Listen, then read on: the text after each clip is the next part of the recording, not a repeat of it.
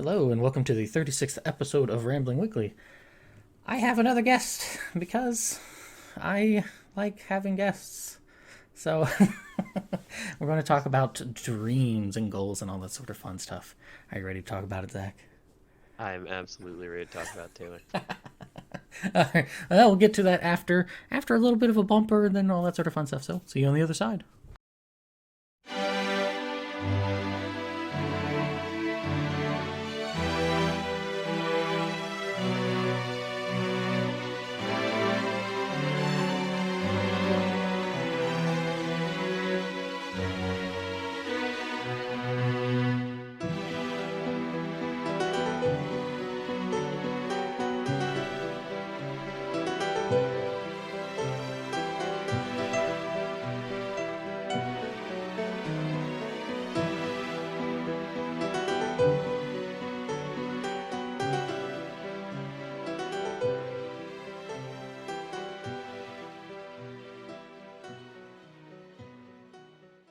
Welcome back. That first tune there is suitable, I guess. Maybe, I don't know, at least from a title sense. It is the Piano, East Piano 1, because there's another album of it, but that is First Step Towards War. It is a comfy tune that really makes the battlefield seem really, really, really comfy. Very It's sweet, very it sweet. is, it is very sweet, and even though it's piano, there's some string in there as well to it gives it that more what's the word, like the not a More tone. thank you tone. I was gonna say it gives it that like court vibe, like kind of 1700 in a way. I don't know. Yeah, it lets me know, what weaponry I'm going to soon encounter when, when I get a little too far out. Right, right. But yeah, but that's that's East One's like first, or not first, but like the overworld theme and stuff. So if you haven't heard some of the other versions of it, give it a listen. With Yuzo Koshiro, are you familiar with who that is? I am not. He did things like Streets of Rage, Oh, a very very well and famous composer. If I remember correctly, he did the first three games of the East series, and he was cool enough back in the '80s to be like, "Hey, I'm an independent. You come to me, and I'll very get you your bold, tunes." Right? very bold. He was good for that. I mean, he also makes super duper music, so Hey, if you're good enough at it, people will do it. right. So, but yeah, how's it going, Zach? Oh man, every day my life gets a little longer. My days progress. It just, and unfortunately, or fortunately, it just does not stop. So, Oh that's no. where we're at. Uh, Life goes on, right, right. Life does go on. whether you want to or All not. right, that wonderful death march, the death march of I, life. it, that's the best part about it. I mean, think about it. No matter what mistakes or anything happens to you, life will continue Hmm. inevitably. That takes a lot of pressure off you. Like, no matter what you do, you can't wreck life. It's not that bad. Right, right. Yeah, that's the for like a different discussion altogether kind of thing. That's what I always liked about. Well, no, in the sense of you know, um, you take damage, whether that's physical, emotional, psychological damage. Like there is always, not always, but there is generally a chance to bounce back from that. It's when the damage, of Yes. course, becomes too great, and then it's like back and slide into nothingness. True, true, true. The slow shuffle. But, oh, that's where like, if something were to happen, not necessarily an eye for an eye sort of thing, but unless I'm dead, I'm coming for you. Yeah, I'm coming. I'm coming. You can make it. You can actually make it up. You can do it. That's the relieving part about it. Is Hmm. it bound to be interesting in some regards? Yes. Will you always have a fun time? No. But hey, it'll at least be better. Yeah, well, at least it's incumbent on you to make it better, whether that's Things will change. How about that? right, right, right. Well, because if they all stayed the same, that's a really Oh yeah, that's an the only true unfortunate death life, is stagnation. Yeah. right? So yeah, as for myself, I've been super duper busy. Work is aneurysm inducing, but until it actually happens, I guess that's just I guess we're just gonna continue with this song and dance. right, right. Until it happens, yeah, well, everything will be fine. That's fine. Everything's on fire, but it's fine. So, This is fine. well, it's just this. Hey, you've experienced this with me as well. It's just Hmm. you know when companies will talk out of both corners of their mouth on one thing, say one thing, Yeah. and then you're getting an entirely different tone and message. Then it's just like okay, like Well, that's their specialty. right, right. I get there's a lot of moving pieces and moving parts, and there are different people saying different messages. But then it's like this is why in a hierarchical, I can never say this word, hierarchical. No, that's not right, but I'll go with it. In a hierarchy, when you are making, you know, section A is saying something, and then section B wanting to achieve that thing, but says it in an entirely different way and manner. No, Right. not at all. It becomes very irksome, and I that was is gonna where say, what a great way to get things convoluted. right, right, convoluted and just irritates a lot of people because then, sure, the stream may have finally got to where it needed to go to deliver the message, but it's It's a game of telephone. right, right. It's a bit meandering, and then when it meanders into sludge or whatever fine toxic metals and poisons we pollute our rivers with, they Don't want to put a cap on that, you know, yeah, that or how whatever horrible substance you want into my waterways. right, right.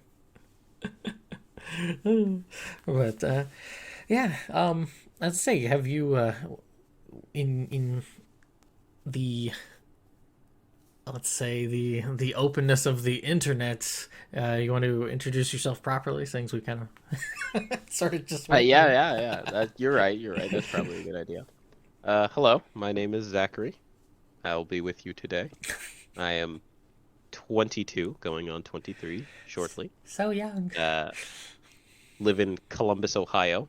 Oh, I now do you're things giving for away my things. life. Oh no, I'm in trouble. I'm gonna get swatted. I was about to say. There you go. That's all you're getting. Good old C bus. Get a good old C bus. Don't worry. There's like every second guy in Columbus is named Zachary, and that's fine. I'll have to work really hard. And That's trust me, I'm not that interesting. It's not worth the pursuit.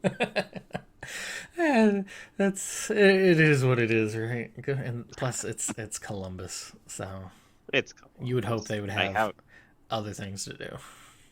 But it is almost Columbus. definitely. You're right. There is nothing to do. There is nothing to do. God. I'd say because that's hometown for you, right? That's It is. yeah, that's kind of. I mean, Ohio's like that where they, if you aren't from one of the big three C, a lot of times you'll get people who are say out. I don't know about the southeast, just because that's a lot more rural. We'll say, we'll say, but a lot of times, Way to put it. yeah, right. A lot of times they'll just be like, "Oh, I'm from Cleveland," even though they're from Akron or so. Though I will say Yeah. this, a lot of people from Akron seem to be like, "No, I'm from Akron, not Cleveland. Yeah, Get it's, it right, as Mister." a, Akron only has one thing, and we know it. Right, right, And it's not even a year thing. He just happened to be born there. exactly. And it's just like, okay, all right, guys, we, we get it. That's all you have. We know. We know it. Don't try to lie to us. Well, that's maybe it's from being away and then coming back, it just feels like there's this very strong chip on the shoulder, There is. where it's like, yeah, I'm from wherever here in the land of Ohio, and it's like, okay, all right, calm I it. was about to say you're seeing it because it's there, without a doubt. So it's like it's fine. Like I don't mind the state and stuff. It's just like certain areas kind of rub me the wrong way. Like Cleveland always makes me feel like it's a little brother to Boston. That is just the energy I get from it, which That's understandable. like my mom's family is from there and stuff, and I'm just like you just always trying to justify, and maybe that's just me only knowing that more than if I went to somewhere like, I don't know, Florida or something. Yeah, I haven't. I don't know what That's you, abs- right. I mean, you get a similar vibe from like Texans and stuff. Like, oh. I was, even though I was born in Texas, I don't really remember too much of it and stuff. But I don't go like in a cheeky way. I do, because there was always that talk of what if Texas tried to secede from the Union kind of thing, and it's like, would that make me kind of a an enemy combatant at that point? An enemy. would I, would I be rounded up and put onto the I don't know, the oxen farm or something, and just kind of You have to test for your for your Texan birth. Gotta see how Texan you are. I bleed chili. Oh God. But yeah, the lately, have you been doing any fun, like game? I know we briefly before started recording were talking about something you had watched. Is you can bring that up, or is any like fun games or anything lately? Something you've been reading that's piqued your interest? Hmm. I don't think so. I do plan to soon read that the book that Jeanette McCurdy released. Oh, I'm glad okay, my mother died. right. I hear it is fantastic. My friend just read it, and Mm-hmm. I'm gonna borrow his copy Now, so is then that I can talking about her actually get time my at? hands on the book. Okay, is that talking about like her time at Disney, or just growing up, or is it like a just a comedy book, or It's mostly her time growing up, okay? but it's also a really deep dive into what it actually looked like to be a child star Mm-hmm. and like her own personal feelings, how it felt like it formed her as a person. Like, I mean, of course, there's gonna be like a lot of trauma Right. involved. Like it's from what I it has been described to me as, and to as I understand it, it's like a very heavy book, but it gives you a much better understanding of the things that actually go on that like you don't see. Okay. Especially, as a person who grew up watching iCarly in that time frame, I We are feel from a different very worlds. special feeling. Oh yeah, I know, right? I I feel just a aged very 10 years hearing special you say that. feel a very special connection to like, yeah, well, yeah, I really have to see this now. Now Like, that makes some imagine sense. watching something and then, you're enjoying it, and then you'd find out like, no, it's actually like terrible. Like all Mm-hmm. these people are having a terrible time. There's all this trauma going on. There's a Mm. bunch of interesting interpersonal relationships. Like I just gotta know more. No, that makes sense. I'm trying to think of something that I watched as a kid that would make that do that for me. Because I just got, there was a fan book released that I finally got. I'd ordered it back in April and it published in late May or June, but I got it about a week or two ago. It's called the Deadwood Bible, so it's like this thick tome about Deadwood, not just the Hmm. um, not it could go into the actual location a little bit, but it's more so like what I've gotten through so far is talking about the writer David Milch and a little bit about his wife and kind of them getting together and stuff like that. And then it starts to because it goes through his career leading up to Deadwood, and then that's going to be the big chunk of it. But I haven't got to that part. But he was he's still alive, but he's like suffering like Alzheimer's or dementia, and so he's now in a care home. But which is really fascinating because I don't. Are you familiar with Deadwood at all? Western series? Yeah, the HBO. Yes. Okay. So like that show aired from 2004 to 2006, and then HBO canceled it. Partly, I think, because of the CEO at the time. I think he got into like a car accident with a prostitute, and then he got fired, and the new person came on, and they're like, "Oh, HBO's Rome that cost way too much money, gone. Oh, Deadwood, gone. I'm new guy in charge, so new things." So I think that's partly why it got canceled because I and a lot of other people really liked the show. I mean, it is quite obscene at times, but But it's very, very interesting, and I liked it. yeah, well, it's yeah because you have, and this is with Milch's writings and stuff in general, but you have somebody who growing up was abused, like physically, I think to some degree sexually, and a bit of a wild upbringing, and so like his interest when it came to protagonists in a story were always more of the less than virtuous, and to turn the story into this town, and yeah, it fictionalizes a lot of things here and there, but it's kind of like what is a community, and then what is like how do you go about doing this when the biggest foundational pillar of your community is Al Swearingen. Oh, uh, poorly? Well, but that's the thing though, is when the show goes on and then you get the greater psycho of Hearst coming in, you're like, oh no. Oh Yeah. no. You thought you knew what bad was. Right, exactly. It's a really, I don't know, it's really cool. I like the language of it a lot. Hmm. There's one from one of the characters that pops up in season 3. He's like the leader of an acting troupe, Jack LaGriche, I think. And he's the one line I always really liked was I'm paraphrasing it probably, is ambition and comfort rarely quartering wait, no, ambition and the blessed simplicities of life rarely comfort in quarter in comfort. Yes, Yeah, very true. so He's correct.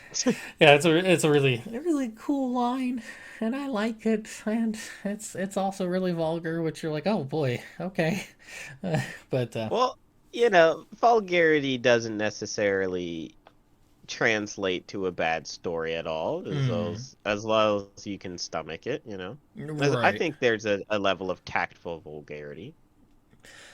um, Life isn't so peachy. right. Yeah, well, and his thing was, it's a bit anachronistic, right? Because it's using more Hmm. modern day language, but it's also because the vulgarity of the time would seem so soft to us, Yes. or just completely like out of sorts. It's like, oh, well, what's so vulgar about that? So it does it to Yeah. pinprick our ears on that front, but then it's also interwoven with these soliloquies and this Shakespearean talk at times, and it's a really cool amalgamation of language that I really enjoy. Helps make the story unique, I bet. Hmm. Yes, So, that sounds nice. but other than that, I think you'll also appreciate it. I have been playing and streaming it, but I've been diving back into and spelunking the caves of Quud. I just What a unique game. Well, it's seriously something. Like, oh boy, like just.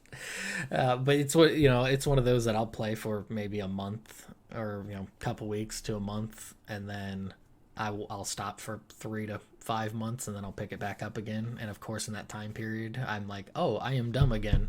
What am I doing? Yep. Yep. So, You know absolutely nothing. right. So, um, but it keeps it fresh. Plus, they're getting. That's true. Yeah, I don't know if have you been keeping aware of the updates on it and stuff.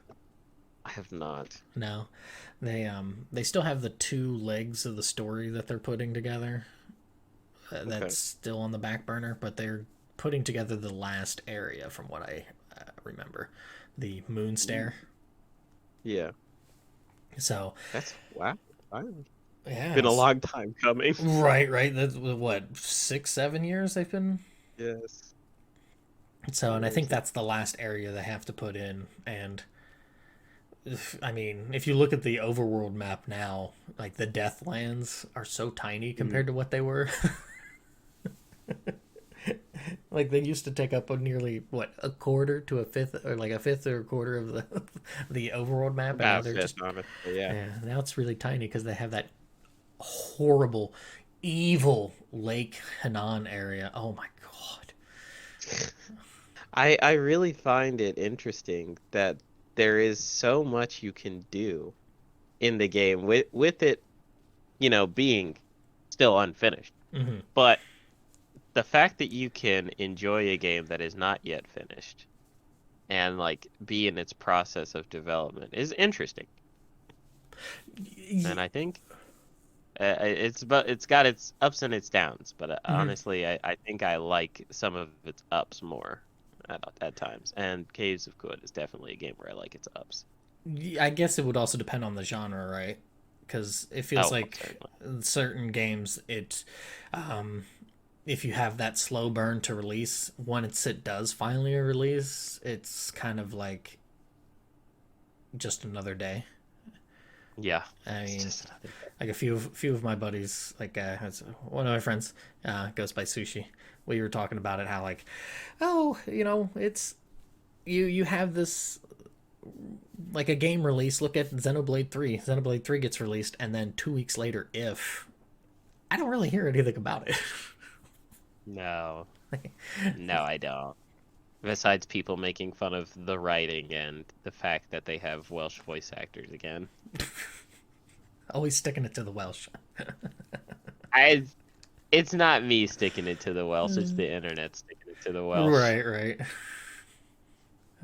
I Yeah. hear I hear a lot of people really love Xenoblade, and I really do want to play the first one. Mhm. I'd have to think about the second or third. As I say, I I do want to play it. played the first one and I really enjoyed it. The second one, I it still sticks with me. Somebody was like, "Oh yeah, after the first 20 hours, it gets really good." Whoa, That's 20 hours. I could be doing something else. that is a whole 20 hours. Right? Like, I could, play racquetball with myself inside my house for 20 hours, and I think that would be a little You bit more really could. productive.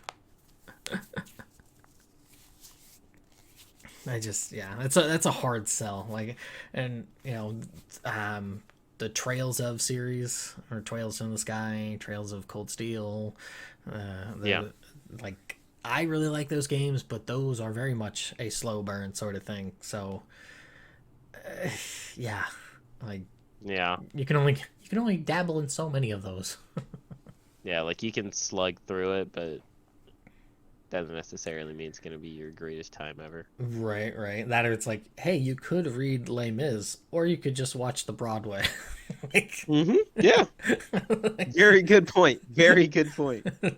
right? Or you could read Les Mis and cut out the 170 odd pages of the Battle of oh, what the heck is the? It's not Waterloo. There's a battle that Hugo writes in there that has something to do with You telling the Are story. you telling me you don't want excruciating detail?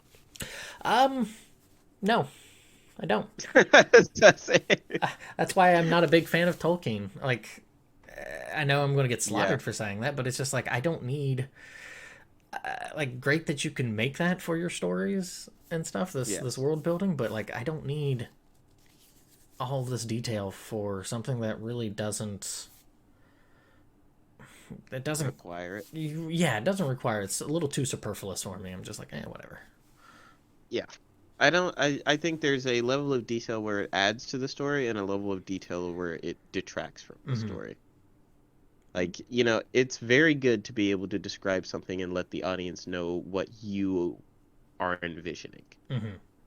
But if you go too in depth with the detail, then it requires people to read over the same lines of dialogue again and again and again, or the same descriptors to try to formulate this appearance because they cannot remember the first descriptors that you used.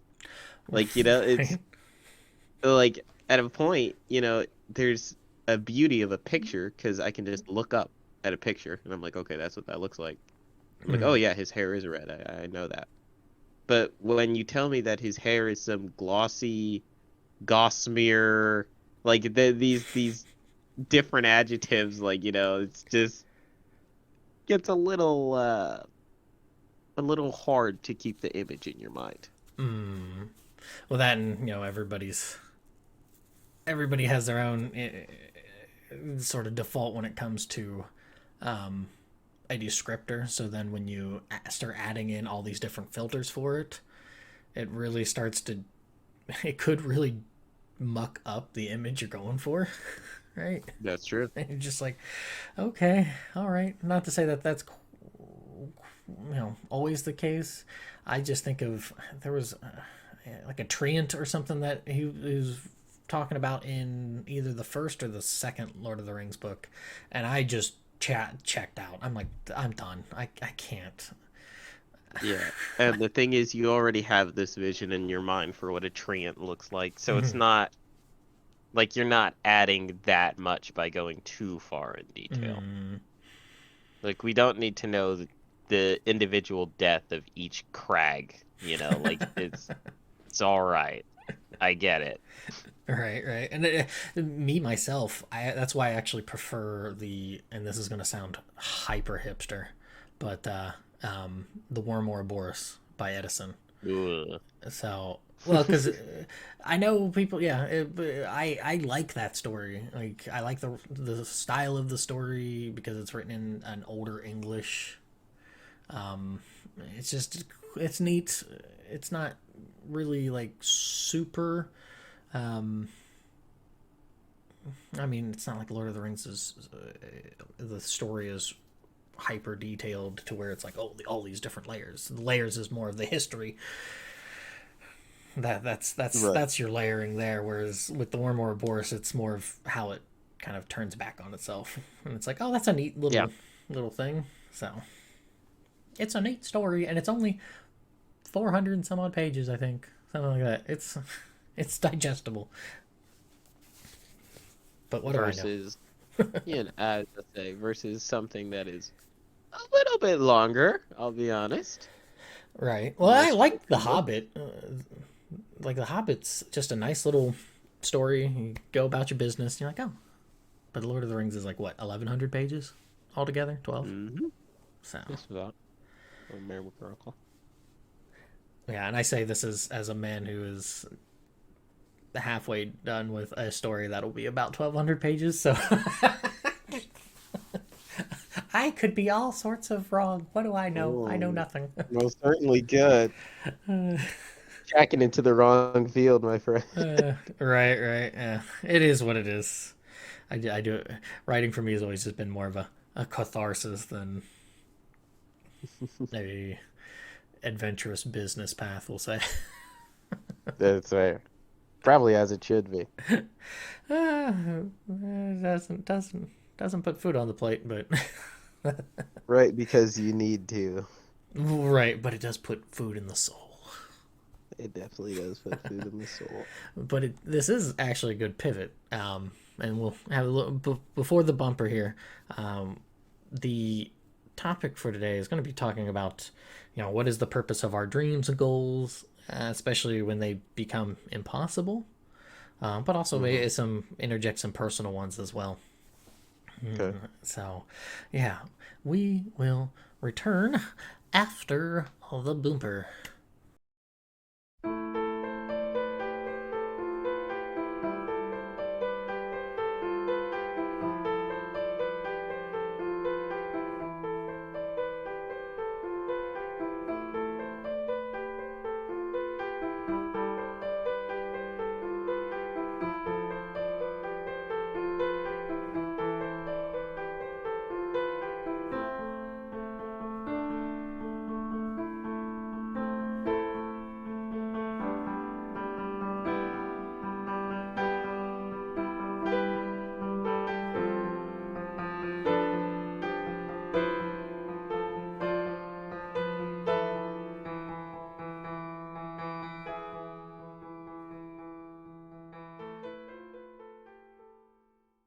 Welcome back. That song there is The Morning Grow, and I like this version, but I actually really like. There's a version by a doujinshi artist SSH that does a much more rocking version of this tune that I really like a lot more. But this one will do. It's soothing, comfy, comfortable. What is that? Sonic. Exotic. It's yeah. That's I don't know. If I remember correctly, it gets reused in East 4 because that's kind of the book end of classic East games. And East 4 is like a swan song farewell to the what the heck is that system called? It's a game system. Well, what is that? I can see it, but it used cards. PC, Oh, the PC engine. P. Oh. Yeah, well, that's what it's called. It's like the PC engine, 98 or something like that. Oh. Oh. Oh. Oh. Oh. Yes. Yes. Yes. Yes. Okay. So yeah, it's one of those that sort of came over to the States, but you know, the people that had that had a lot of money, or they were able to find one super cheap somehow. But I had never heard of it until I was older. Yeah. So, but yeah, so dreams, one for Dream. dreams. Um, as a kid, is there any particular dreams that you held that you're like, yeah, I this is a dream that I have. So funny enough, the one dream I remember having when I was little Mm-hmm. was I liked building things. Mm-hmm. So I wanted to be an architect. Oh, okay. That is the only dream I remember having. The with that, did you was there anything? Did you like tell that to your parents? Did they try to foster any of that to be like, oh, I want to be I an architect? Give them some Legos. I did tell them that I wanted to be an architect. Mm-hmm. I'm not sure how far they really indulged me. Mm-hmm. I don't necessarily remember them doing things because, like, oh, I'm gonna foster this idea that he wants to be an architect, or I'm gonna show him what being a real architect is like. I don't think that ever happened. Okay. Um, but my parents were like, in a general, very supportive of the dreams I had. Even as a from like a child growing up, have they always been supportive or? It was far more about what my mother in particular kind of wanted for me. Like Wanted yeah, for you or wanted for herself for you kind of, right, and yes, that's correct. I was never too big on a lot of things, but my mom was like, "Oh, my son is beautiful. Oh, my son is a good singer. Oh, my son can act." mm-hmm. And it just kind of threw me in a bunch of places without ever like really seeing what I wanted to Mm-hmm. do. But I just kind of took to many things like a fish in water. I just kind of thought it was fun, so I just palled around. Okay. Was I the worst? No, actually, oftentimes I actually did pretty good. Nice. Uh, so I guess it all like kind of worked. I think I developed a more diverse skill set because of that. I also didn't Mm-hmm. know where the hell I fit in, but like, yeah, hey, Yeah, that's. I think it's a that can be a double-edged sword pretty. right there. Well, I was gonna say that can be a pretty I don't want to say common, but at least a little bit more of an understanding issue to have is where you fit in with things, because I don't know, maybe it's just us talking, maybe there are, because there's just a lot of people, so it feels like it's a lot more common than what it is. It feels like one of those things where um people seem to gel into groups a lot easier than it does for like somebody like myself, which I don't know. You've met me, you've worked with me, you've seen how I am in a in a society. Like, I just, it feels like it's really hard for me to get into like into a group of people or a clique of some sort. Yes. Um, particularly, I think people more along the lines of you and I, which I would raise as like peculiar. Yeah. Um, I think we become more of characters to a lot of people until they get to know us. Like, oh, that is Taylor. Like, Taylor is, a being in and of itself. Yeah. Yeah. That's pretty spot on. Yeah, you gotta remember that everyone is a human being, no matter what. Right, right. They want to belong in a clique. There is a place where they fit in. You just gotta give them a chance. They will like something. There are people who like it, like you. Right, right. But you Yeah. have to like, if you like something that's not, it's not a sport or it's not a something else like a song or music, Yeah. can be a little iffy. Yeah, that's certainly always been a thing for me. It's just kind of like being like and I hate saying it because it gets tied to more psychotic endeavors, we'll say, but like a lone wolf sort of thing. Like Okay. that's just sort of how I grew up. I was very independent. I really didn't get to, you know, play in all the schoolyard games and whatnot. And even at home, I was a lot of times having to be more of a consistent helper in keeping things afloat. Not necessarily, bringing home money or anything, of course, but even like from a young age, like 7, 8, 9, I was basically having to, keep things clean, keep things orderly, help with my brother and stuff like that. Right. Um, so like and my cousin, she's a few months older than I am. She always said that I grew up really early. That's how she put it, really quick. Hmm. So like I've always had that syncopated vibe when it comes to people around my own age and stuff. It's just like, why you acting this way? Like, Stupid. shouldn't you know better? Yeah, no, I've always been the same way too. So, but so with that dream, because like my parents have always been they're supportive, but they're supportive in that they're just kind of like, follow your heart. Yeah. That's it. Yeah, You go for it. We'll be back over here. Have fun.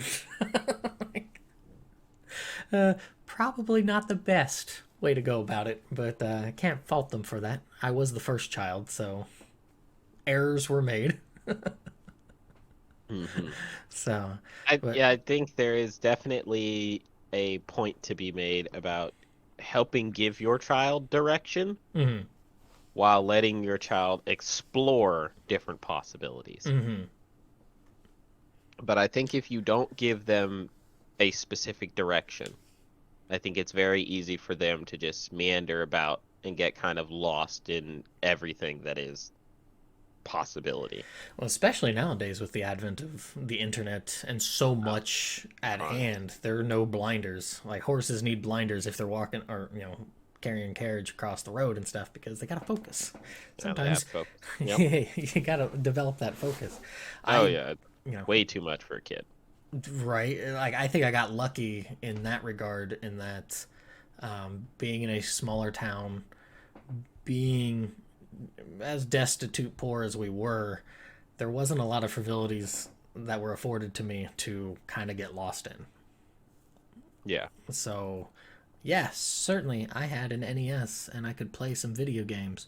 But even then, I would hit a point where I'm like, I want to do something else. So, I'd go outside and play adventures and stuff and have my own little fantastical and stories in my head and stuff like that, or reading books because the library was really close. So I Right. lucked out on that, and that I didn't um, spin into the trouble of experimenting with drugs. I was very very straight laced person. Yeah. Not judgmentally so, because unfortunately that sort of gets turned on me sometimes, where people are like, "Oh, you're just too good to do drugs, bro." What? Like, uh, It's like, no. no, what if I actually just don't really enjoy it? Yeah, like I don't even like being drunk. Like Yeah. so like the I'm not like, "Oh, yeah, the let me find other ways to experience life." I kind of like life as it is for me. It might not be, Mhm. extravagant or anything, but I like the sunrise. I like the smell of the wind Yeah. sometimes. And I Depending. don't really want that to be diluted for me. Right, right, right. It'll be You know. diluted soon enough when I'm dead. Like, Right. Or when I'm old enough to not smell properly. Like, I mean, exist, like, geez. or get COVID. Right. So, I think that actually means a lot because um interestingly enough, I've had deeper interactions recently with someone who is more on the opposite plane oh, um for them. nice. I am more on the like I don't drink to get drunk. That's not the point. If I do end up getting drunk, it's because we're having just a raging good old time. It's all socially. I definitely don't want to be, you know, hungover. Mm, My goal is not to get drunk. I might go out to drink with friends mm-hmm. because it makes things easier to talk about. It can be a weight off. It's its own experience, All right. and I think taking it as its own experience is fine. Same thing with drugs. Except drugs, I mean, alcohol is still pretty bad. It's a drug. I'm not Mm, gonna sit here and preach. Um, but like a lot of things, if you do them in excess, are still bad for you. mm. No matter what the drug you're doing, alcohol, smoking weed, or something else, excess is probably not a good idea. Say that right now. The Everything only in thing, moderation. the only thing you can do in excess is drinking water. Always a good idea. Stay hydrated. Just make sure you Yeah, pee. yeah, Pee or sweat it out. Don't just yeah. drink it, and Don't just drink it and hold it in and sit there. because that will kill you. Right. But, and I was discussing with this person, I was like, well, what do you want out of life? How do you find this type of enjoyment? And they said, I find this enjoyment by doing those things, Mm, by becoming intoxicated or high. And I was like, well, I think that is okay, actually. I'm not going to say that's not. And I was like, but the bigger question then gets why you're doing it, if it is safe for you, and is it helping you towards your dream? mm, Because you can take a load off. I think taking a load off is essential for your health and for achieving your dream. mm-hmm. And I was like, but is you getting high helping you achieve your dream or no? Is All it right. actually hindering you? Because are you building a dependence and then you don't want to work and then you don't want to clean and then you don't want to, Yeah, the like, because paradox of hedonism. right. And I was like, I think you got to be real careful on that slippery slope. And I'm like, the reason I stay things so straight edge, but I'm learning to loosen up is because I'm trying to find my balance. Mm-hmm. Because I know everyone needs their own vice. Everyone's got to have something that helps you out. Right. It's not going to be amazing. It doesn't have to be the worst thing in the world. Doesn't have to be the best, but gotta have something to help you get over the Mondays. I think You I have to I have, lucked you have to out. have something to help with the My Mondays. my vices are Kirby plushies and Adirakuma. Yeah, like that's I not lucked that out. bad. It's not that bad. That's not that bad. And then maybe food wise would probably be another one, but even then it's kind of like I can I could be like, okay, no, we're done with the food thing. So Done with putting it away. yeah, put No more it. donuts. Right. Like even like a lot of those sweet things, it's I'm almost like a camel with it, where it's like, okay, I'll engorge on this for maybe like 2 weeks to a month, Yeah, and then I'm going through the desert. I'll be fine. I'll be fine. It's stored in the hump. Right. Well, that path for the dream, when it came to the architecture thing, are you aiming for that still, or is that a dream kind of shelved for perpetuity? Yeah, definitely.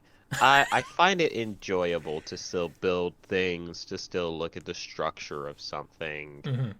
Um, would I want to create it? Absolutely not. Now I know what goes into creating it. That would be a complete endeavor in and of itself.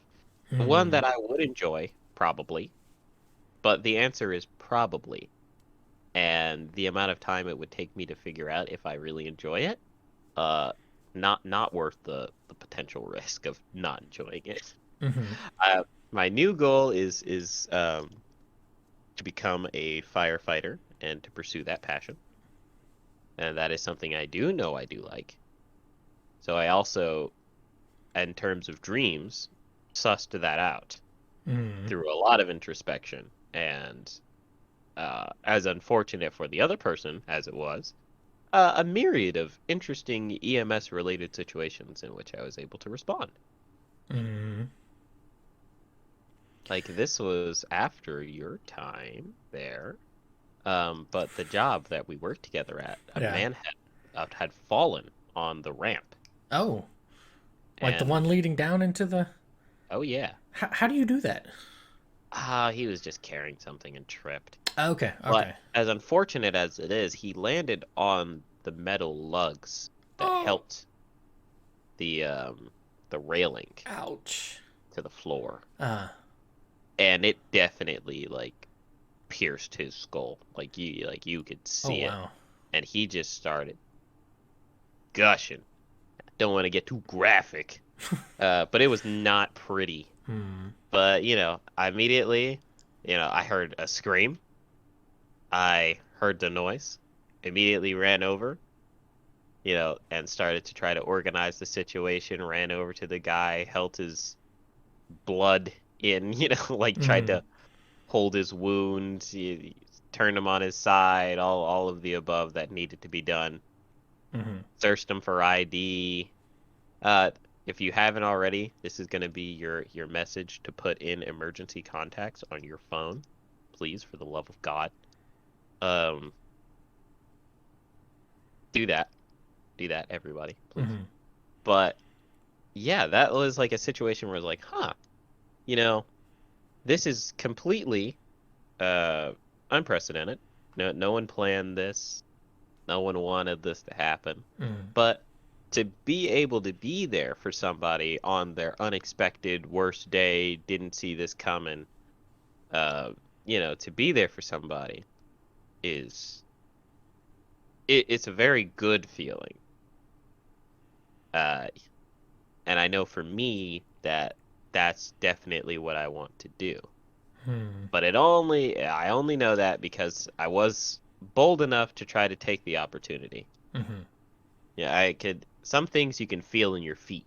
Your feet want to go there. You Hmm. want to do it. You got to be brave enough to do it. You actually have to take the steps. But what's the saying? The first, the biggest challenge is to jump, and then the rest is just follow through. Oh Well, yeah, I've heard variants of that. Like the first step is the most courageous. Um, yeah, and it's kind of similar vein. Uh, that's I'm gonna open a window that not that it's ever been really shut. It's a pretty see-through window, but well, so for things like I have accomplished a couple of dreams that I or goals that I had. yeah, So like one was to go to Japan. yeah, Just that self. That was that's kind of more of like a dream thing, and it wasn't even like a very strongly tethered one. I haven't really mentioned it too much to you, I don't think, but I know I've mentioned it in an earlier podcast that I was one of those dumb kids that didn't realize that games were like Nintendo games were from Japan. I just seen names and I was like, "Oh, those are just cool names." It did not dawn on me that those could be people from the opposite side of the planet. I I was was gonna just say a foreign country. right. I was just like, "Oh, those are cool names." That's it. Uematsu, cool. All Cool right, name. right. Um, and so, it wasn't until I got a little bit older, but even then, I've not necessarily in I was never like super passionate when it came to the games and stuff to be like, oh my gosh, my dying breath, I will like. It's just kind of like, oh, they're just cool, I like them. Kind Thank of thing. God. Right. Well, that or like anime, like I never really got into anime. It was, I enjoyed Cowboy Bebop. Yeah. I enjoyed Full Metal Panic because a buddy of mine watched it, but we talking a little bit before recording stuff. Ninja Scroll doesn't do anything for me. Right. Akira doesn't do anything for me. I like some of the older ones like Rurouni Kenshin. And stuff, but it's less about the animation and stuff. It's just kind of like, oh, all right, those are neat. Right. So, and I took Japanese on a whim. Really, I was just like, I'll take it. I plugged it in around my chemistry major that I was intending to take. For Ah, yes. so Very much the same. right, so like I had a very different mindset on what I was really doing when I was going to college, and then I fell out of favor with taking chemistry and just got annoyed with it, and then jumped over to Japanese, and then went over, and I was like, oh cool. So I got that, but I didn't have this. I don't know. I don't. It's not like I have that first step sort of thing, that the quote unquote courage to take the first step. I'm Yeah. blind to that. It doesn't feel like it. Like I went over there to work. It wasn't a courageous thing per se. It was more of, I was there. This is what I want to do. Hmm. A very workmanlike kind of way of doing it. Same with writing. Like I wrote Sudraba, and I don't exactly remember the vivid details of what I told you, other than please forgive me for this. But I wrote that book and self-published it. In my head, I wasn't thinking, oh, this is. I do wonder if some people get in their own heads when they write stuff that they get concerned about whether people like it or not. That's not really why I write. Like I mentioned earlier, it's more of a catharsis to me. It's not a, oh, I wonder how other people take to it or not. And not in a like a an obscene way of, oh, screw you guys, I'm gonna write this, is gonna be, I'm gonna be in your face kind of thing. It's like, no, if you like it, swell. If not, well, hopefully you Yeah. find something you like. Right. So for me, the dreams that I've had along the way that I've accomplished, I've just not had that. And even as a child, like I remember I wanted to be an astronaut. Right. I wanted to touch the moon. Touch the moon. It's not going to happen, and it makes me kind of sad. Aw. Well, I mean, it's just that's just the reality of it, right? Like that's why I Right. kind of wonder if people, like for yourself with the architecture, um, that sort of implant and dream, when that fizzles out per se, or Hmm. you accept that that's really just not going to be on the path of life that you walk. um it's always going to be a sad thing for me, kind of like, oh, that's a bummer, not walk on the moon, but I don't let that weigh me down. Yeah. And I wonder if that isn't the first building block of a lot of weight that people carry with them, because they attribute so much to their Failure life and the or failures loss. that just kind Yeah. of compound. And, oh, I failed at this, oh, I failed at that, oh, I failed at this. And there's Oh plenty yeah. of things I failed at that I'm just kind of like, okay. On to the Oh next yeah. thing. Could spend a hilarious amount of time here sitting about all the things we didn't accomplish, Mhm. and like is, but it's like we were talking the other day in Mhm. almost any, or not rather in almost any in any given situation, there is an infinite amount of data to take into play. Mm-hmm. Like you can span an infinite amount of time just thinking about something. Thinking about your failure, thinking about how it could have been different, what steps. Oh, if I would have known this, if I would have known that. Well, here's the thing. 12-year-old me who was sitting there concerned with something completely um, separate from school could have, in theory, Mm-hmm. paid attention more in school and done his homework and all of the above, and maybe I would have had a better or easier time academically in high school. Mm-hmm. But 12-year-old me was not concerned about that. Mm-hmm. So I don't really care what 12-year-old me was. Like, I'm not gonna hold 12-year-old me to 22-year-old me's standards, or like, how did 12-year-old me not achieve this? I'm so disappointed in him. Like, I think people too heavily um, take life seriously. Very, very seriously. And when they mesh that with what a dream is, they get confused because dreams are not supposed to be this super heavy thing. It's not what the word even itself like is normally attached to. Mm-hmm. Like it's generally something whimsical. It's something that you wake up and you don't remember it. Or but it was nice. Mm-hmm. It is something that can be very scary. Mm-hmm. It is this feeling, this emotion that you've been having forever.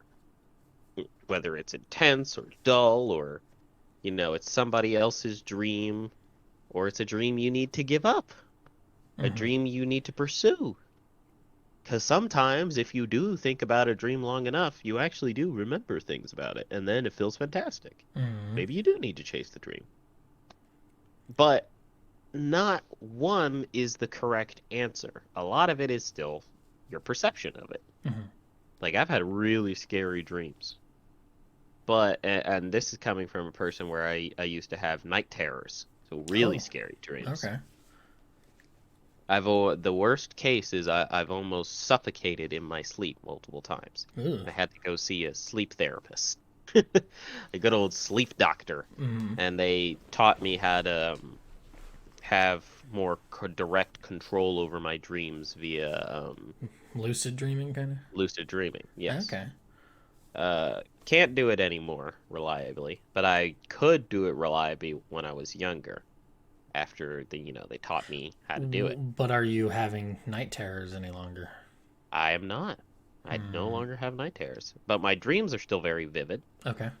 I do still have very vivid dreams, and I am far more likely to remember them. Uh, but that does not denote how I see those dreams and night terrors even now. Mm-hmm. Now I see them as something telling. Something that was like, whoa, okay, wait a minute. There was a lot going on here that maybe I need to take a second look at. Because what caused me to have night terrors? What Mm. was scaring me that so? What More was the impetus of them, and not necessarily the effect? content of the. Yes. Okay. Mm-hmm. Definitely. Because, at the time you can just focus on, oh, that was terrifying. That's Mm-hmm. probably what you're going to think about. But another way you can look at it is, oh, how did this happen? What is this about? Is this Mm-hmm. really as terrible as I thought it was? Mm-hmm. And as soon as you start dissecting something, it's a lot less scary. Like a mountain is really big. When you think about, if I asked you the question, what can you do against a mountain? Your answer is going to be like, what? I'm Nothing. Absolutely gonna not. It's a I'm gonna mountain. be like John Henry and beat that machine.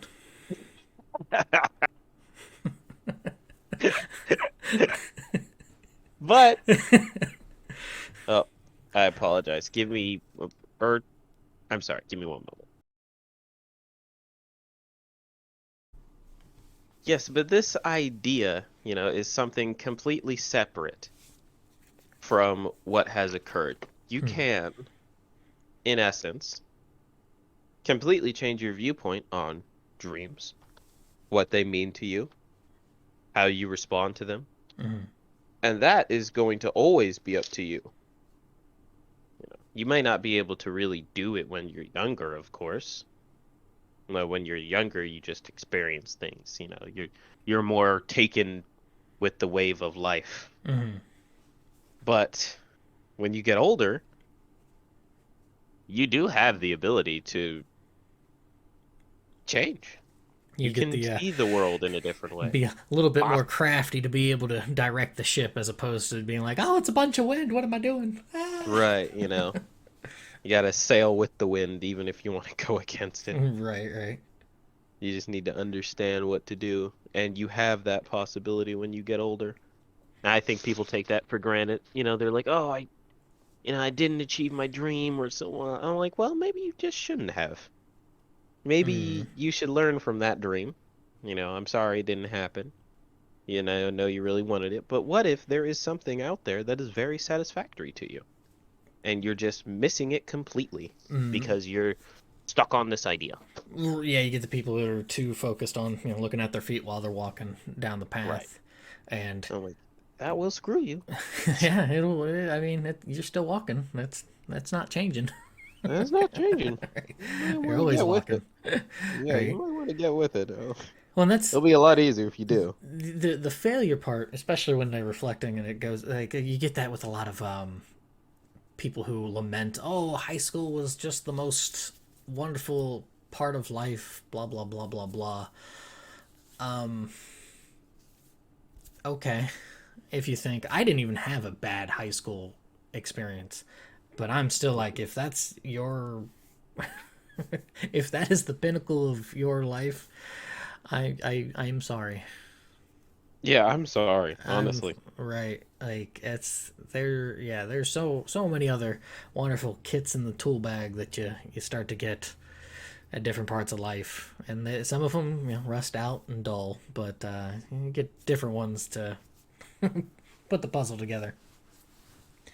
Yeah, like there is so much that you can do, but if you limit yourself, you're going to do less. Yeah, exactly. Yeah, because you just it's sort of like that the an elephant that when it's younger gets the rope or gets a heavy chain, and then as it's older they can tie a rope and it'll still think that they're chained to it and they can't do anything. Are you aware of this for an elephant? Oh, When circuses used to have elephants, they would put heavy chains on them, and maybe this is not true. This is what I remember. They put heavy chains on them to teach them, quote unquote, that that's you need to be here. No oh, running around. And then as they get older and stuff, they could just have a rope on their foot because it is ingrained in their head that I can't break free of this chain. huh. I see. So, mind you, that's what I remember of it, but maybe that's not so true. Yeah, it might be true. Sounds like something that makes sense. Because well, I mean, that's why you would see in circuses with the pictures of the elephants with just like the thin rope tied around them and that stake, and it's like you could totally break free of this, but Yeah. you must go a level beyond, and then Yeah. scream for 5 minutes. Yeah. You are not an elephant. You possess more greater brain power than an elephant. But well, you bring up the failure of dreams and kind of being almost navel gazing and Yes. stuck on that. Another, and this is one that I've had to learn, whether luckily or not, but is the accomplishing the dream sort of turn, because that feels like a step that doesn't, it's not in the guidebook of life really about, hey, what do you do after you accomplish a dream or a goal? It is not. You sit there, You've done it. Right, pat yourself on the back, there's a few attaboys. Yeah, that's why you should probably not take it so seriously, because it's not at all the end of the rope. Exactly. It's like for myself there was this contentedness when I was over there, that's not quite a malaise, but in the same haze. It's almost like Hmm. a euphoric haze in a way, where you just but then you just grow stagnant in your own special way, Yeah. and um, sometimes you need that kick in the rear to kickstart things. But of course, by that point, there's a good strong potentiality that you are a different person by the time this happens. Right. My mother says this, and I don't know how quite to take this, but she always says that I am very much the same person I was when I was much younger. And Probably a good thing. well, let's see. I wonder if that's such a good thing. Either it just shows how obstinate I am. Hmm. I am so stubborn. I will not let the world dictate to me. Me, I am me.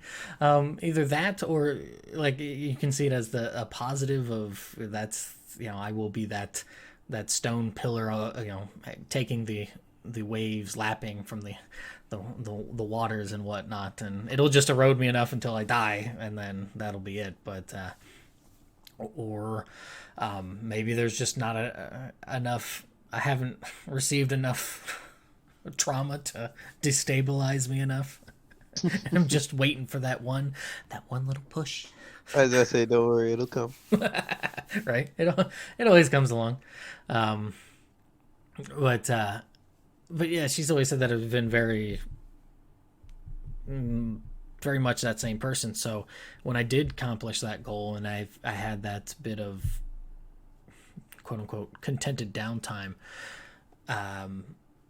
there was a shooting star that I seen walking one night after I tore a little bit of my ankle ligament in my ankle, partially tore it.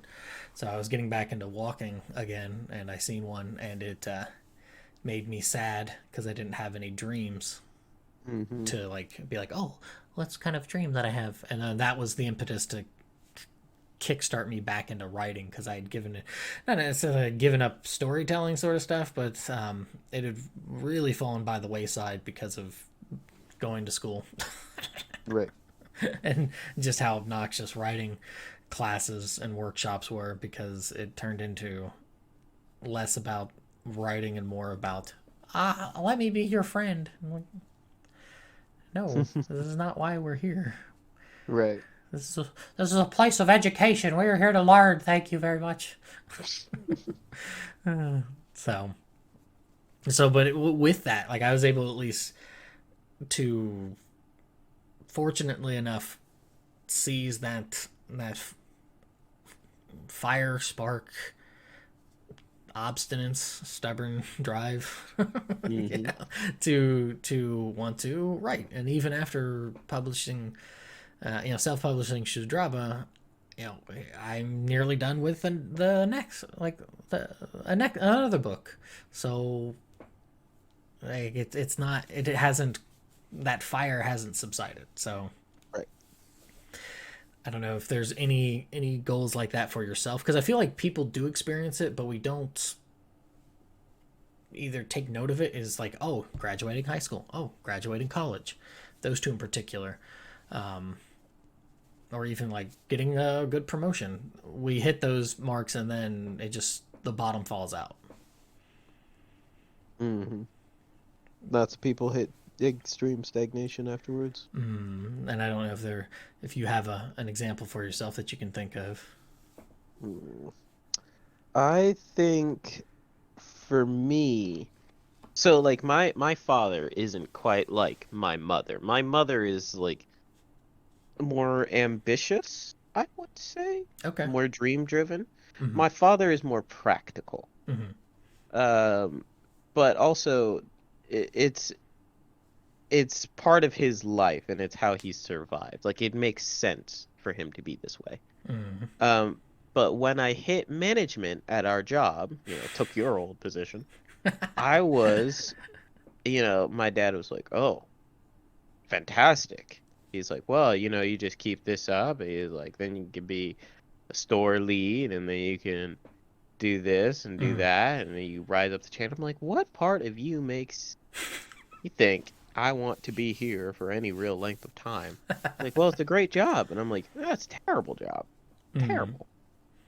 But for him, it's different. What he saw as a great job was just, is it survivable? Does it give you good money? Do you have to enjoy it? You Mm. could learn to. There are the ups and downs in every job. But for him, those were the big things, you know. But that also begs a good question, which is, well, what do you want to do? Mm. You know? And I'm sure if I did ask him that question, he wouldn't have really had an answer for me. Um, my dad had been in Vietnam, then he Mm. had been in Highway State Patrol for a number of years afterwards. He's done so many jobs in Wait, his I did lifetime. not know that. He might have known. He might know of my uncle then. Really? Yeah, yeah. I did not realize that. Yeah. Yeah. So there's a potential bit there. Yeah, because he married my mom's sister and stuff, and he was statey for a bit. Oh, cool. To put it this way, he is the only police officer, even though my parents divorced and stuff. He's the only police Uh, officer my father trusted. ah. Smart man. So, Yeah, but there's that question there of, what is a dream? mm, For me, I need a dream job. I need something to do with my life to contribute. mm, My father was more in line of, he wanted a family. His big thing was he wanted a family. He wanted to be a better dad than his dad. mm, Family was so important to him. It was the connections. mm, He didn't really care so much about, what he was doing as long as he could provide. mm, Um, so for him, that was a different goal than it is for me. right. And then trying to set those parameters on yours. It's like, Right, because then he's like, oh, wonderful. Well, now you can do this, and I'm like, well, I don't want to do that. right. Like, well, I don't want to start a family or do something gross or, no, thank you. I would much rather just find a job I like instead. Seek that personal happiness in a way. Right. Yeah, because there is that give and take, and I guess that's the really hard thing for me to conceptualize in certain ways is that Hmm. I get it from work, from what a boss demands of people, whether rightly or wrongly or what have you, but because of how my parents were so laissez-faire, I yeah, I really didn't get so much of the pushback when it came to those dreams and stuff. Like, so in some hand, it's hard for me to because of growing up in that, I was able to put in whatever fencing that I wanted for, like, these are my who I am kind of thing. So when there's this push of, oh, maybe you shouldn't do this, maybe you're just an awful writer, don't even stop bothering with us, quit wasting your time, nah, that's not really gonna deter me one way or the other. So yeah, like the parents weren't trying to imbue in me anything like that. They basically was like, follow your heart, do what makes you happy. And I I don't think that's really good advice for general people. No, it is really not good advice for general people. Because This is advanced advice. it's Apply loosely. right, and even then sparingly. Right. So, um, I guess the I guess the like my mm, I guess struggle or anything would be that to hammer out um, what to define what my dreams are, Hmm. and come to the acceptance that what they are isn't really outside of if it was something maniacal, Right. you know, Hitlerian, if you will, you know, if it was some sort of psychotic nonsense like that, I'm not really going to get pushback. Hmm. And it's a weird thing to, because, you know, as edgy boy as this may sound, I've always kind of had it in my head, in my breast, in my heart. The struggle is what I live for. Right. Partially just from, you know, having that lone wolf sort of life, just from because I had to wear the stupid bubble over my ear, so I was ostracized a lot as a kid. You know, picked on and made fun of and stuff. So like I got that sort of crucible, cooking in the crucible in that sort of way. But then when it came to the dreams and stuff, yeah, really not so much. So it's kind of a weird, unless you just take a one for one. But I don't think that's a fair a fair to attribute it to be like, oh yeah, these sorts of troubles are totally the same as when somebody pushes you on your dreams, either to change them or to follow theirs instead, kind of thing. Right. Hmm. So, but yeah, I don't. It may be similar energies, but not. I cannot go and say that for one because I just don't think they're No, that I definitely don't analogous. think so either. So, Huh. It would be more simple if there was just a one, but it would also be far more dire, I would say. I think it would just downright be worse. yeah. There Ah. was just one. Oh, what's that? I said if there is just like that one dream, there's just the one essential thing you have to accomplish. I definitely most certainly think that's kind of terrible. But you know, Well, it certainly breeds a neuroticism, right, or a fanaticism. it does. So If you that, don't have it, Lord be. yeah, yeah, it can. Yeah, I that would be really bad. That would be really bad. We already have enough neuroticism. We, More than we don't need enough. to supercharge it. No.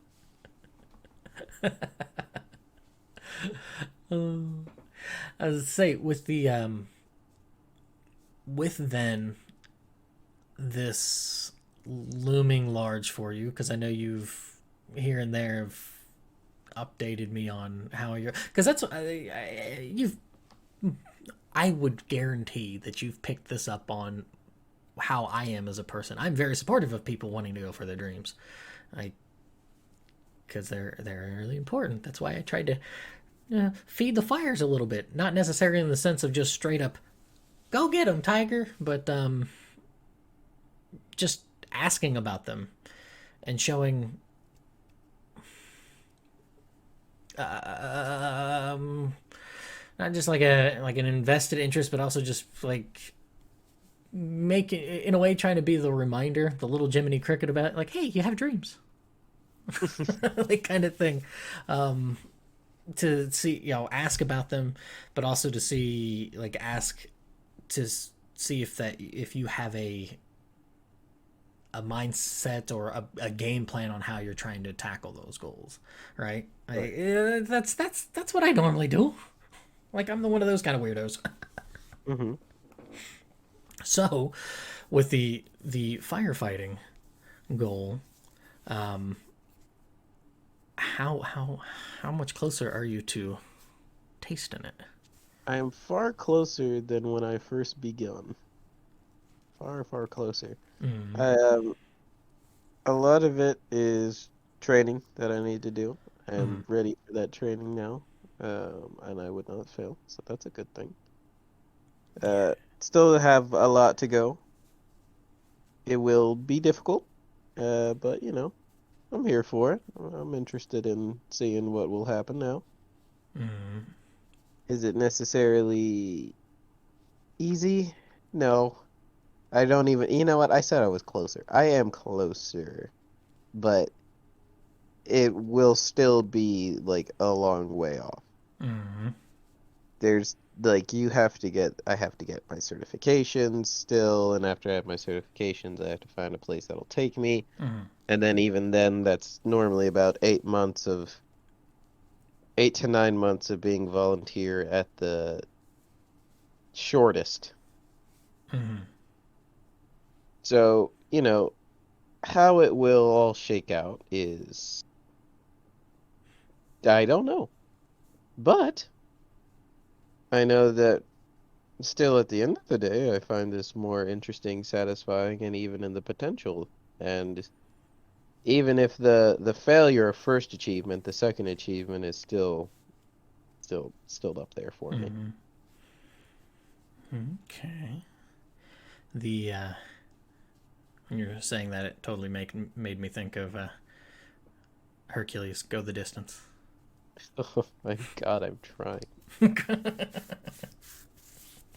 Definitely zero to hero here. Just like that. Just like that. That movie is a underrated classic. Yeah, just I think it's because of where it fell on time. Oh, Plus, definitely. the art style is a little less, quote unquote traditional. So, and it was one of the earlier adopters of that True. compared to Little Mermaid and Beauty and the Beast and stuff. It took a very angular approach. It did.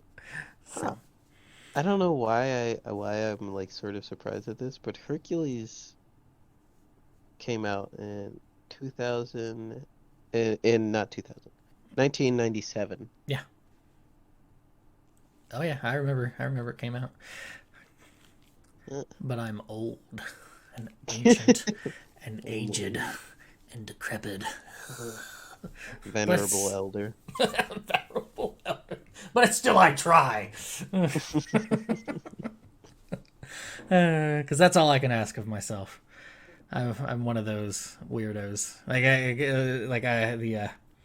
Oh, um, wow, why can't I think of his name? Um, wrote Conan the Barbarian. What the heck is his name?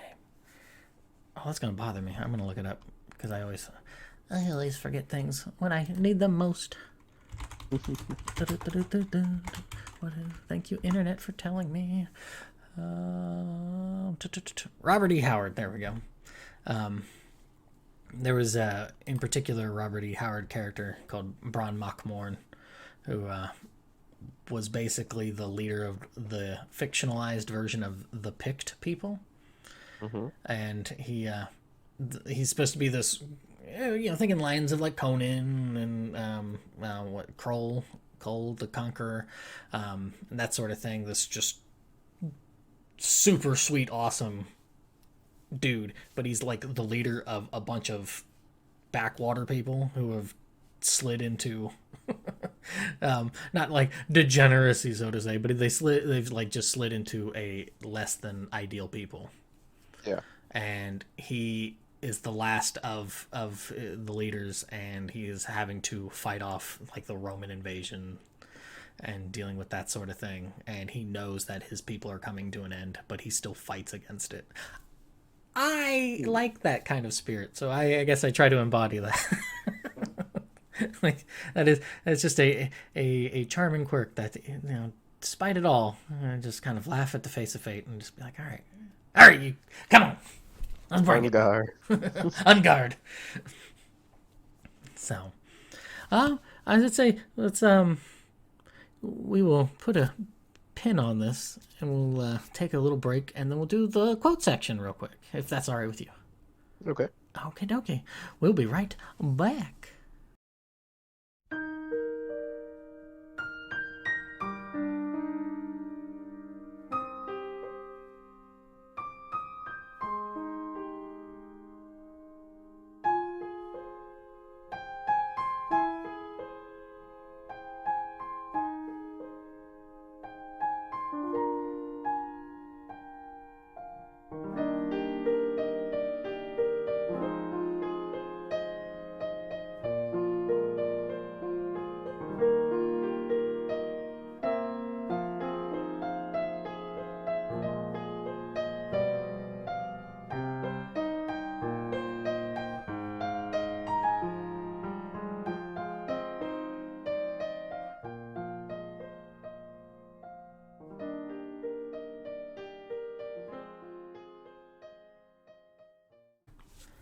welcome back. That tune, as sad as it may have sounded, is so much for today. The game over theme from I think East Two is what they attribute it to.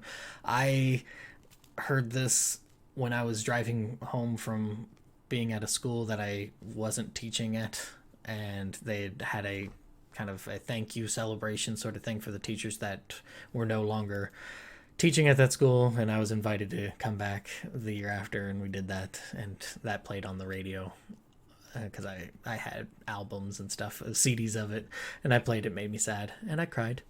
So, Oh, but yeah, does it say how much self-sack you like that tune?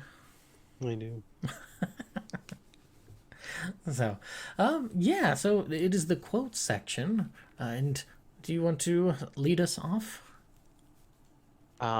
Well, as for quotes, the only quote I have is one that regards many things, but I think it is still useful in the context of life and dreams, how to pursue them, all of the above. Hmm. Um, which is slow is smooth, and smooth is fast. Where it originates from, I have no clue. My brother told it to me years ago. But it always stuck with me because anytime I'm in a bind or anything like that, or I feel like I'm not where I should be yet, um, I always kind of regard myself, um, and start thinking about that quote. The Mm. fact that, I mean, very literally, if you try to rush into things, oftentimes you will bumble and you will not be ready for them, Mm. and you will not get to where you want to be. But take it slow, approach slowly, learn how to deal, build up your confidence, your skill set. I think you have a much better chance of getting to where you want to be quickly with preparation rather than just running in. That's all I gotta say. Nah, I like it. It makes me think of like haste makes waste. Be quick, Hmm. don't hurry. Kind of Hmm. in a similar vibe, but also it doesn't. Those two don't give what this one does, where there's the rigid peculiarities of life. Kind of you smooth those out. That does make for a much easier a much easier course to flow through. Yeah. That's a nice little addition that I'm gonna pocket. Yoink. So, the one that I have is maybe I'm. This is just kind of my mindset, but it's from Les Mis, and it is Victor Hugo, the author, wrote. There is nothing like dream to create the future. Utopia today, flesh and blood tomorrow. So that's that is what it. That's just it. That is what it is. I said so. The end. I said so. I'm the boss. It's I, my show. right. But it's for me. That's how it's gone for me. Is that yes, I can dream something, but I've got to put in the work and the effort, the blood, sweat, and tears, for said utopia, and whatever that utopia may be. You only get crap for free.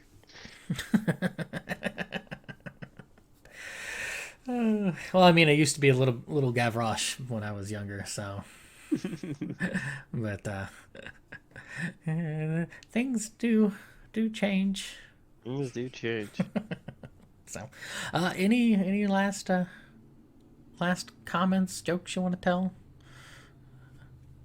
Mm, I don't think I'm that funny. That's Can't come fair. up with anything that fast. Oh, that's all right. Um, all right. Well, let's say if you are good, then the outro song here is "See You Again," and that is certainly the promise I'm going to keep.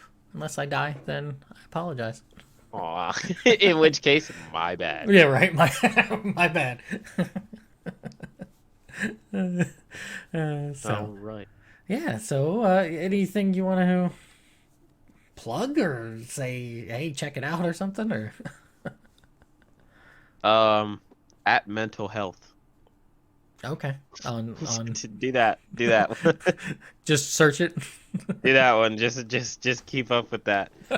Oh, I will say that no matter what you're going to do, you cannot neglect your mental health, or else you'll never get there. Mm, I guarantee you. If your head's not in the game, you're not getting there. agreed. You're not gonna achieve. Yes, totally agree. So with inflamed hearts and engorged heads. Wait, that sounds wrong. Engorged heads. That's part of the joke.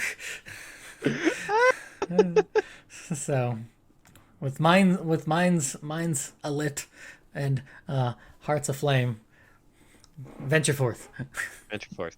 So, all right, thanks for listening, and we'll see you later. Bye bye bye bye bye. Bye.